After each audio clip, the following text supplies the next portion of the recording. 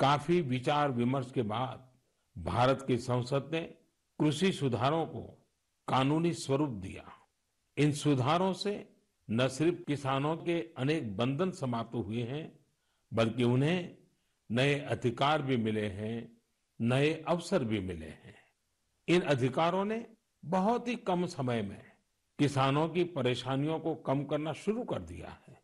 महाराष्ट्र के धुले जिले के किसान जितेंद्र भोई ने नए कृषि कानूनों का इस्तेमाल कैसे किया, ये आपको भी जानना चाहिए।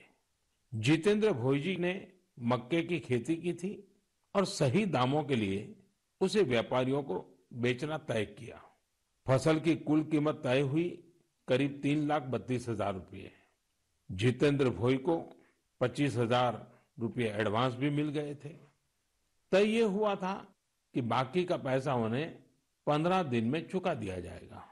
लेकिन बाद में परिस्थितियां ऐसी बनी कि उन्हें बाकी का पेमेंट नहीं मिला। किसान से फसल खरीद लो, महीनों महीनों पेमेंट न करो। संभवतः मक्का खरीदने वाले बरसों से चली आ रही उसी परंपरा को निभा रहे थे। इसी तरह 4 महीने तक जितेंद्र जी का पेमेंट नहीं हुआ। इस स्थिति में उनकी मदद की सितंबर में जो पास हुए हैं, जो नए कृषि कानून बने हैं, वो उनके काम आए। इस कानून में ये तय किया गया है कि फसल खरीदने के 3 दिन में ही किसान को पूरा पेमेंट करना पड़ता है और अगर पेमेंट नहीं होता है तो किसान शिकायत दर्ज कर सकता है। कानून में एक और बहुत बड़ी बात है।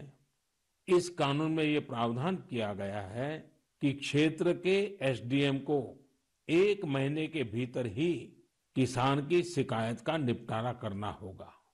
अब जब ऐसे कानून की ताकत हमारे किसान भाई के पास थी, तो उनकी समस्या का समाधान तो होना ही था। उन्होंने शिकायत की और चंद ही दिन में उनका बकाया चुका दिया गया।